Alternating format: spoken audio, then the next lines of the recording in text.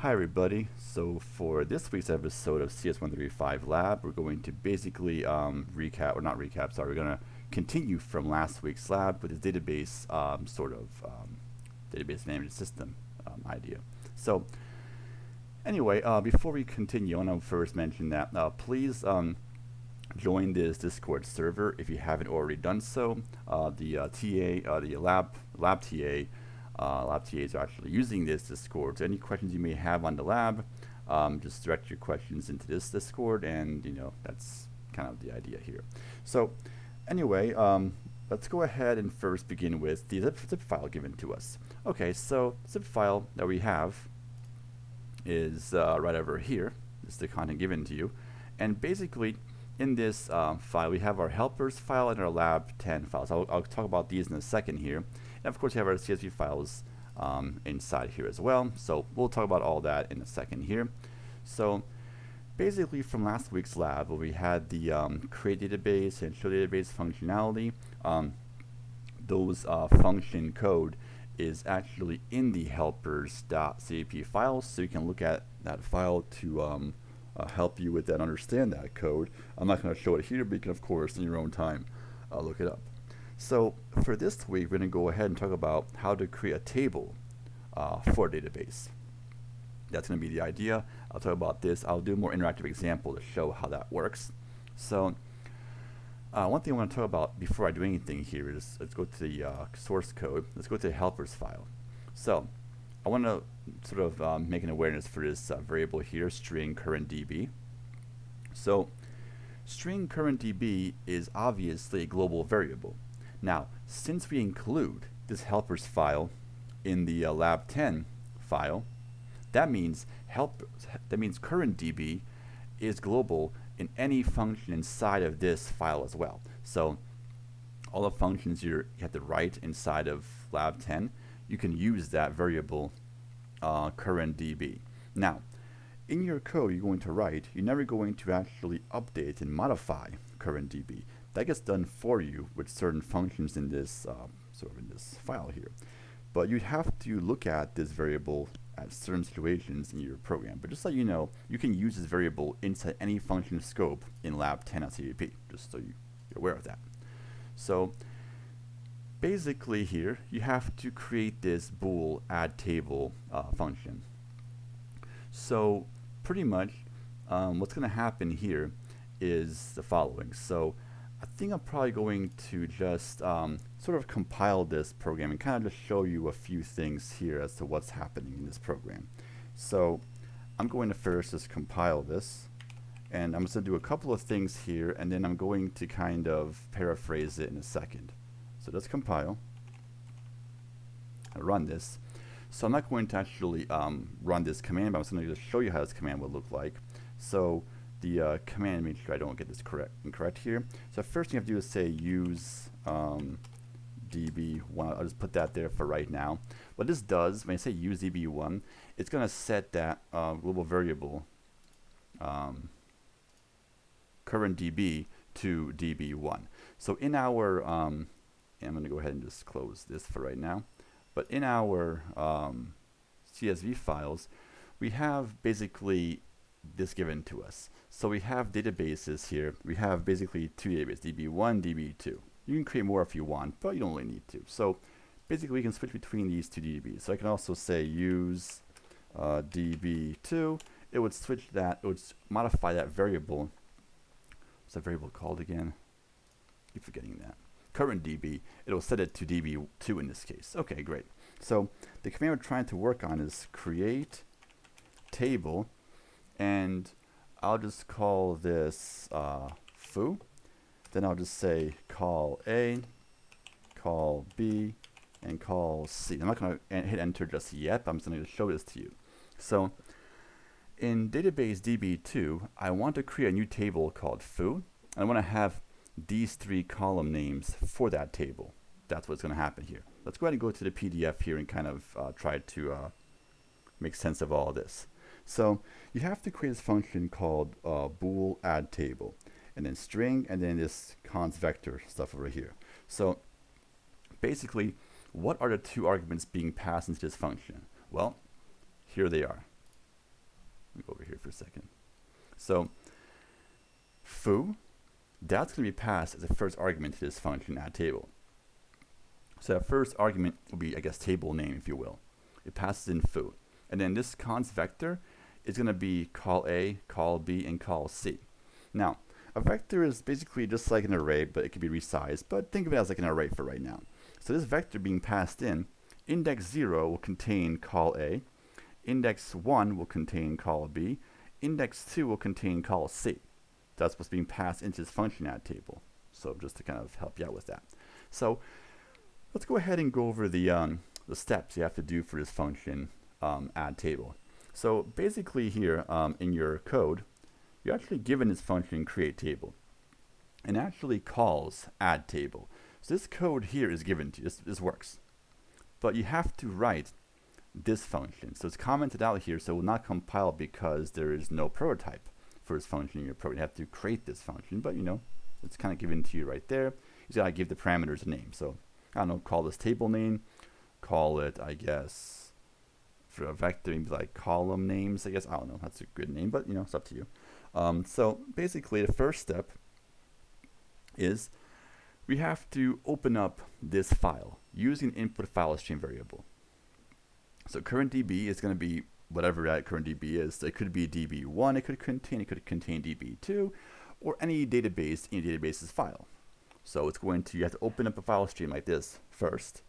You have to go ahead and try to find that table in this file. So obviously the first line of this file is going to be just the headers. Let's go ahead and just show that to you right now. So if I want to go ahead and open up, so I think according to my terminal here, I'm trying to open up DB2's sort of thing. So it's going to open up basically DB2 underscore tables CSV is going to open it, because since we switched to DB2 right there. So in this case, it opened up this file. And the first line is basically just, you know, just these headers. So we don't really need to care about that. So we do the first get line over here, just so we can skip that first line. And then we do other get lines afterwards, do end of file control, do a bunch of get lines to read the rest of the file. Now, we have to use this function vectorize row. So you may wonder, so I mean, maybe it was discussed last time as well, but I'll kind of recap this over here really quickly. So if I open up this file here in this edit mode, it opens up a notepad file. And notice here we have these three columns. In our file here, we have database, comma, table, comma, column count. Database, table, column count. So basically, a CSV file is just like a text file. It's nothing complicated except that it separates it by commas. And then when it opens up in Excel, it kind of renders this in this nice format, so it separates it by columns, but really it's just comma separated. That's all there is to it. So you read one line of input like that. But we want to be able to break apart each of these. So let's say if a next line had, you know, other content, let's say there was more lines in this file, then you want to read that whole line and want to break it apart, break apart by these commas. So you have to use this function here called vectorize row. So vectorize row, all you would do is literally pass in one line of that file, which is comma separated. It'll pass that into the vectorize row function and returns a vector where the index 0 position will contain a first column value, the index 1 contains the second one, and index 2 contains the third one. So going back to this file over here, if I were to vectorize this, which you never would, you wouldn't do this ever, but if you were to, just for fun, then what would happen is it would take this string, it would return a vector where database would be the string index 0, the vector, index 1 would contain table, index 2 would contain column count. So it's a very nice way to break apart this line and be able to check everything on this line, because you have to verify if this table name exists. So you have to do basically is after you read one line of input, pass into vectorize row, it returns back a vector. You have to go ahead and check. So if the index 0 position contains equals this current DB, right? So you gotta first make sure the first element of this vector equals current DB, and then index 1 has to contain this table name passed into it. If you find a match right there, that means that table has already been inserted into this CSV file, so return false. You're done. You already found it. It's already there. Otherwise, you keep reading line by line and keep on vectorizing that row, return the vector back, and then check index 0, index 1 for a match. And if you don't find any match in any row in your file, that means, okay, this table has not been inserted just yet. So now you have to go ahead and make a new table. So once you go through your whole file, you verify that that table doesn't exist in this file, then you have to basically say, okay, well, I'm going to close this file. I'm going to open it in the appendable mode. Remember from last time how we opened it up, where we open an output file stream, but in a way that is not going to wipe the file out, but allow us to append onto that file. So you do that. And you literally output this, to the output this basically. So you have to, use your output file stream and output current DB, then output a comma, output table name. So current DB is that global variable. Table name is going to be that first parameter passed into the function.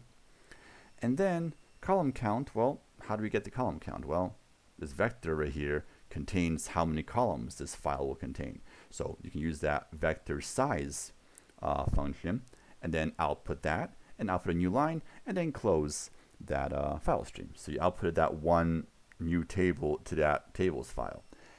After you do that, now you have to create a brand new file, and this is going to be the file name. It'll be csv/currentdb underscore name, which is going to be, name is essentially that first parameter passed into the function. It's going to be a table name.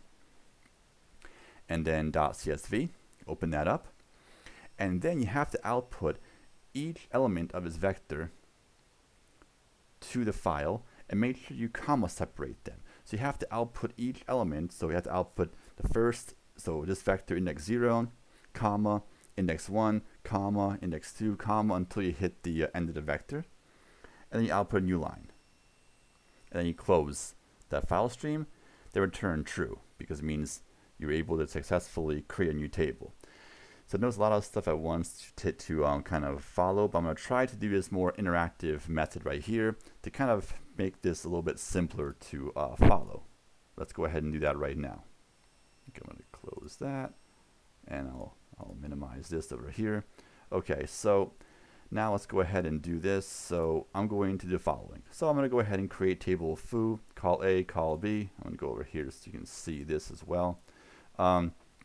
And since I used DB2 recently, it's going to write this to the DB2 tables. So right now, you can see here, it's got nothing in there. Okay, perfect. Let's go ahead and hit enter. And it created it. So we can see here, first thing it did was DB2 tables. Let's go ahead and open this up.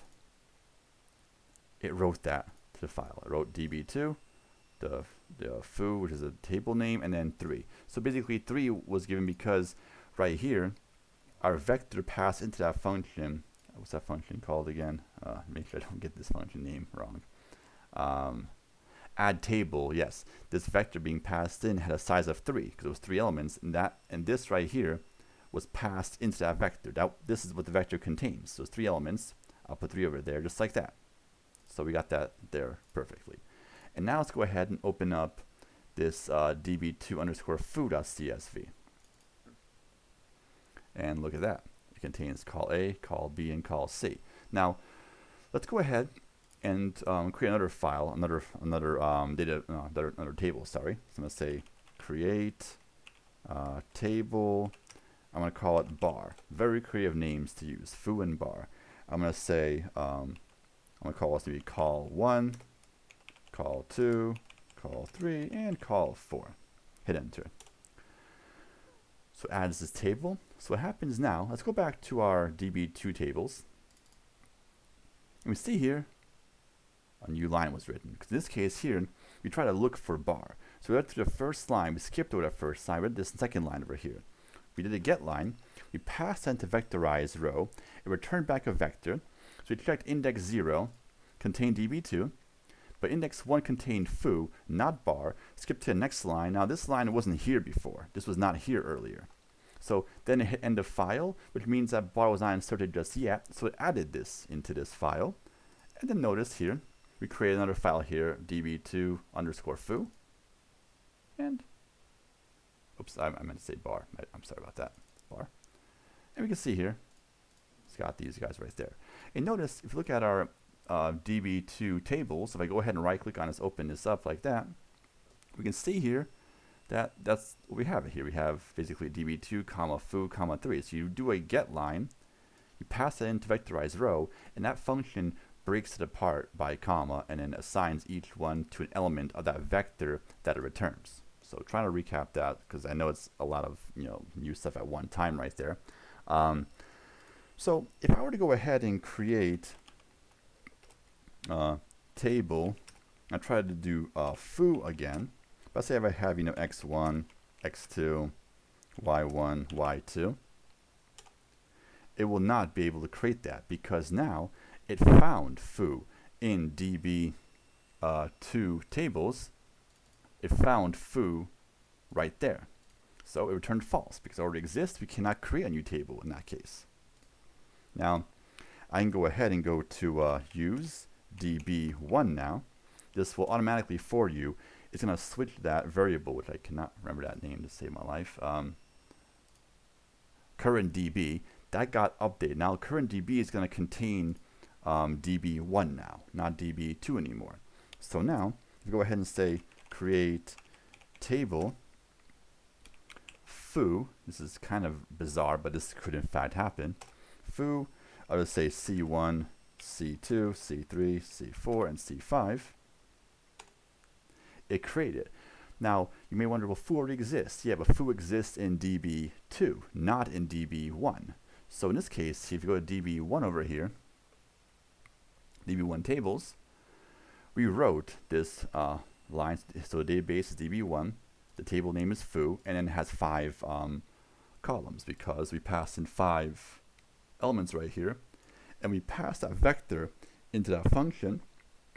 That vector contains basically C1 for the first element, index 0, sorry, C2 for the next one, and so forth.